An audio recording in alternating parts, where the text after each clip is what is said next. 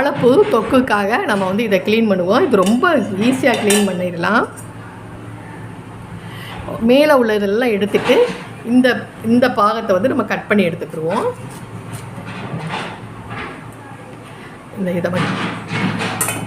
இதை வந்து கத்தியை வச்சு நல்ல ஒரு ஷார்ப்பான கத்தியை வச்சு இதை மேலே உள்ளதை மட்டும் எடுத்துருவோம். எடுத்துட்டா சீக்கிரம் வந்து கட் பண்ணிடலாம். இதை எடுத்துருவோம். பாருங்கள், எடுத்துட்டு இதை வந்து இப்படி கோடு போடாக போட்டுக்கோங்க.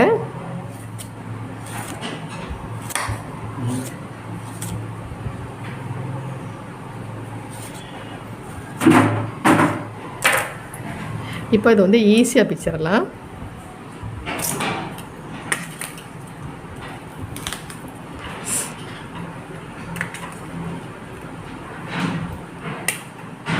இந்த ஒரு இதையும் நம்ம என்ன பண்ணணும், இந்த இடத்துல லேசாக கட் பண்ணிவிட்டு பாருங்கள், நல்லா பாருங்கள், இந்த இடத்துல மட்டும் கட் பண்ணி இப்படி இழுக்கணும். இங்கே பார்த்தீங்களா, இப்படி இழுத்த உடனே இந்த மாதிரி வந்துடும், கத்தியோட இந்த இது வந்துடும். அப்படியே இழுக்கணும். இந்த வந்துருச்சு பார்த்தீங்களா.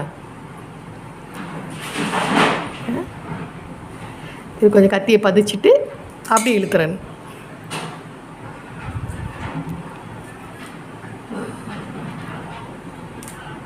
அப்படியே வந்துடும். ஒரு 2-3 ரொம்ப மொத்தமாக வச்சு கொத்தா இல்லாமல் இப்படி லேசாக இழுத்தா அதில் உள்ள அந்த தலை மாதிரி இருக்கிறது கம்ப்ளீட்டாக வந்துடும்.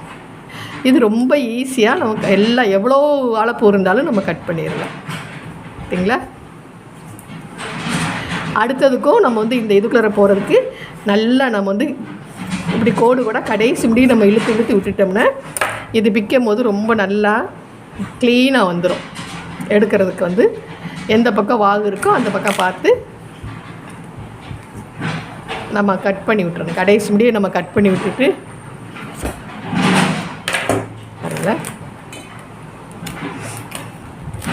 உள்ளார இருக்க ரொம்ப டைட்டாக இருக்கும். இந்த பூவும் வந்து நம்ம எடுத்த பூவும் வந்து பிஞ்சிடக்கூடாது. அப்போ வராமல் இருக்கிறதுக்கு நம்ம இந்த ஒரு கத்தியை வச்சு நம்ம கீறினோம்னா கரெக்டாக நம்ம வந்து அந்தந்த இடத்துல சின்னதாக கட் பண்ணும்போது இந்த பாருங்களேன், இதுக்குள்ளே இதெல்லாம் அப்படியே இருக்கணும். அப்போ தான் நம்ம வந்து கட் பண்ணும்போது கரெக்டாக வரும். கடைசியில் கட் பண்ணும்போது இதுதான் ரொம்ப ஈஸியான மெத்தடு. இங்கே பாருங்கள், இப்படி வச்சு அப்படியே இழுத்துறணும். அப்படியே இழுக்க வேண்டியது தான். தெரியுதா உங்களுக்கு நல்லா? அப்படியே கத்தியை கொஞ்சம் இந்த கத்தி வந்து இந்த இப்படி ஷார்ப்பாக இருக்கும்ல, அந்த கத்தி எடுத்துக்கோங்க. இங்கே இப்படி கொஞ்சம் லேசாக இது பண்ணிவிட்டு அப்படியே இழுத்துட்டோம்னா எல்லாமே வந்துடும்.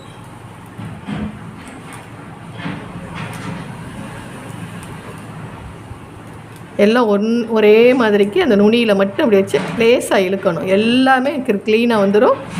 எவ்வளவு வாழைப்பூ வேணாலும் நம்ம க்ளீன் பண்ணிக்கிட்டே இருக்கலாம்.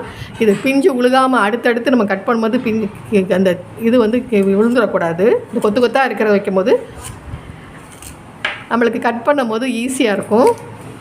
இப்படி பண்ணும்போது இந்த இதுக்குள்ளே உள்ளது வந்து க்ளீனாக வரும். இது பிஞ்சு உளுந்துடாமல் இது மட்டும் க்ளீனாக வருது பாருங்களேன். அதுக்காக இப்படி பண்ணணும். இந்த இதையும் அப்படி தான் பாருங்க, அப்படி இழுத்துற வேண்டியதுதான்.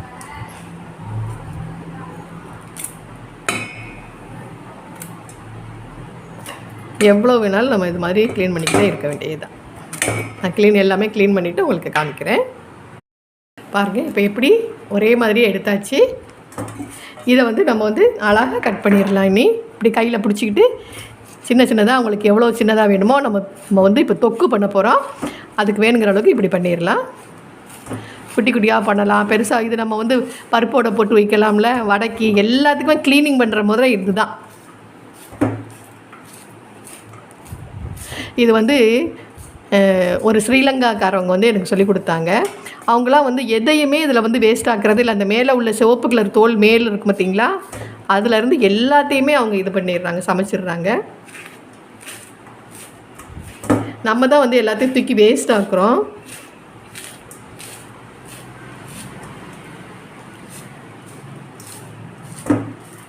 இதை இப்படி பிடிச்சிட்டு நீங்கள் சுற்றி நீங்கள் கட் பண்ண இங்கே பார்த்தீங்களா, சின்னதாக கட் பண்ணிடலாம்.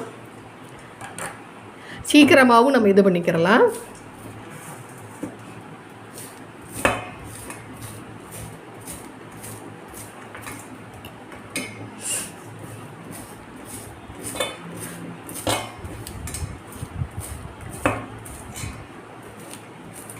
இந்த மாதிரி எல்லோ கலர் தோலையும் நம்ம வந்து சேர்த்து சமைக்கலாம். நான் இன்றைக்கி வந்து நான் தொக்குக்கு வந்து நான் எல்லாமே தான் நான் சமைக்க போகிறேன். இப்போ பாருங்கள், இந்த பக்கம் எடுத்துட்டோம்னா இதை விட ஈஸி வந்து இங்கே வந்து சின்ன சின்னதாக கட் பண்ணிக்கிறாங்க. கட் பண்ணிவிட்டு நம்ம வந்து கையில் வச்சு நல்லா ஈஸியாக கட் பண்ணிக்கிறலாம்.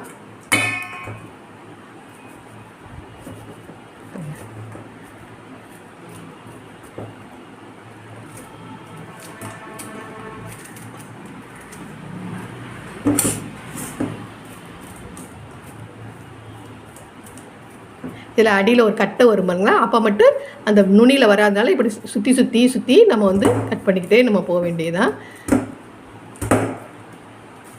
ஈஸியாக பண்ணலாம்.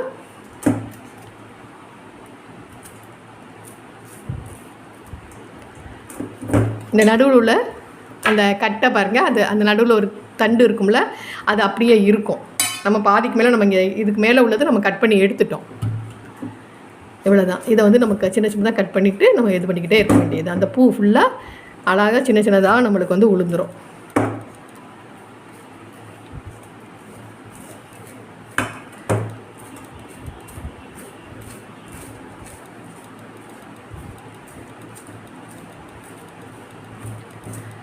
இதே மாதிரி நீங்களும் செஞ்சு பாருங்கள். ரொம்ப கஷ்டப்படாதீங்க. நம்ம வந்து இந்த தோல்லாம் வந்து சாப்பிட்றது வந்து ரொம்ப நல்லது தான். அதுக்காக உங்களுக்கு பிடிக்கலை அப்படின்னு சொன்னால் பெரிய கனமான இதுகளெல்லாம் தூக்கி போட்டுருங்க. அந்த உள்ளர பிஞ்சாக இருக்கும் பார்த்தீங்களா, அதுகளையெல்லாம் வந்து நம்ம சமைக்கலாம். இது மாதிரி தான் ஸ்ரீலங்காவில் வந்து கட் பண்ணி சமைப்பாங்க. நான் இந்த சமைச்சதையும் சாப்பிட்டு பார்த்துருக்கேன். எந்த ஒரு வித்தியாசமும் அதில் இருக்காது. ஒரு துவர்ப்போ எதுவுமே இருக்காது. இதில் வந்து அந்த தோலில் வச்சு அவங்க வந்து துவையில் அரைக்கிறாங்க, அதே சமைக்கிறாங்க. அதை அந்த ப்ரௌன் கலர் தோலை இதே மாதிரிக்கு அழகாக நம்ம வந்து ஒரே மாதிரி வெட்டிக்கிட்டே வரும்போது அந்த நடுவில் உள்ள தண்டு மட்டும் அப்படியே இருக்கும். தண்டு தெரியுதா? இந்த தண்டு வந்து நடுவில் அப்படியே இருக்கும். அதுவும் வேணுன்னா கூட அவங்க வந்து இதெல்லாம் சாப்பிட்றதா செய்கிறாங்க. எல்லாமே அவங்க வந்து எந்த ஒரு இதையுமே வந்து அவங்க வந்து இது வேஸ்ட் பண்ணுறதே இல்லை. நம்ம தான் வந்து ஃபுல்லாக அவ்வளோத்தையும் வேஸ்ட் பண்ணுறோம். கொஞ்சோண்டு ஒரு பூ வாங்கினா கொஞ்சோண்டு வரும் அப்படின்னு நம்ம நினைக்கிறோம். அவங்க எல்லாமே சமைக்கிறாங்க. நான் வந்து அந்த எல்லோ கலர் இது மட்டும் நான் வந்து எடுத்துக்கிடுவேன். எப்போயுமே நான் இப்படி தான் கட் பண்ணுவேன். ஒரு துவர்ப்பு எதுவுமே இருக்காது, வாழைப்பூ மாதிரியே தான் இருக்கும். வேகிறதும் சீக்கிரமாக தான் வெந்துடும், வேகாதமெல்லாம் இருக்காது. இதே மாதிரி நீங்களும் கட் பண்ணி பாருங்கள்.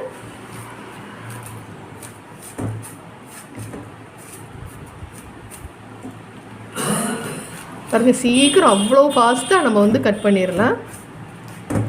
பூ தானே, அதனால் சீக்கிரம் வந்து சின்ன சின்னதாக உதுந்து வந்துடும். இதே மாதிரி நீங்களும் கட் பண்ணுங்கள். எவ்வளோ சீக்கிரம் குயிக்காக நம்ம கட் பண்ணியாச்சு. இந்த தண்டு வந்து அப்படியே வந்துருச்சு பார்த்துக்கோங்க. இந்த வேணுங்கிற அளவுக்கு நம்ம வந்து இந்த இதுகளை வந்து பிச்சு போட்டுக்கிடுவோம். இதை வந்து நான் க்ளீன் பண்ணி வச்சுருக்கிறேன் பாருங்கள். இது வந்து ரொம்ப இதாக இருக்காது. நான் வந்து தண்ணி ஊற்றிருக்கணும். நம்ம தண்ணி நான் உங்களுக்கு காமிக்கிறதுக்காக ஒரு இதுவும் வித்தியாசம் இருக்காது. சின்ன சின்னதாக நம்ம கட் பண்ணும்போது நான் இந்த தெரியறதுக்காக தான் நான் வந்து தண்ணி ஊற்றாமல் இருக்கேன். நான் இதில் வந்து கொஞ்சம் தயிர் ஊற்றி உப்பு போட்டு நான் அதில் கொஞ்சம் வச்சுருவேன். இதே மாதிரி நீங்களும் வச்சுட்டு இதுதான் மெத்தடு. நம்ம வாழைப்பூ வந்து க்ளீன் பண்ணுறது இப்படி தான் நம்ம பண்ணணும். இப்படி பண்ணினா தான் வந்து நிறைய நம்ம உடம்புக்குள்ள சத்துகள் ஃபுல்லாகவே நம்ம எடுக்க முடியும். நம்ம வேஸ்ட் ஆக்கிடுறோம் எல்லாத்தையும். ஸ்ரீலங்கா இதை வந்து நீங்கள் போட்டு பாருங்கள். நீங்கள் அந்த இதில் எப்படி க்ளீன் பண்ணுறாங்கன்னு பாருங்கள். இந்த மாதிரி தான் பண்ணுவாங்க. நான் இந்த மாதிரி சமைச்சு சாப்பிட்ருக்கேன். அந்த லேடி வந்து எங்கள் வீட்டில் ஹெல்ப்பராக இருந்தாங்க. அவங்க தான் இந்த மாதிரி எனக்கு சொல்லி கொடுத்தது. இதே மாதிரி நீங்களும் பண்ணுங்கள். நம்ம இப்போ வந்து இதில் தொக்கு பண்ண போகிறோம். நான் இப்போ உங்களுக்கு காமிக்கிறதுக்காக தான் சும்மா வச்சுருந்தேன். இப்போ பாருங்கள், தயிர் ஊற்றி நம்ம வந்து கொஞ்சம் நேரம் வச்சிடணும். இதை அப்போ தான் கருக்காமல் இருக்கும். இதே மாதிரி நீங்களும் ரெடி பண்ணி வச்சுக்கோங்க. வாங்க தொக்கு எப்படி பண்ணலான்னு பார்ப்போம்.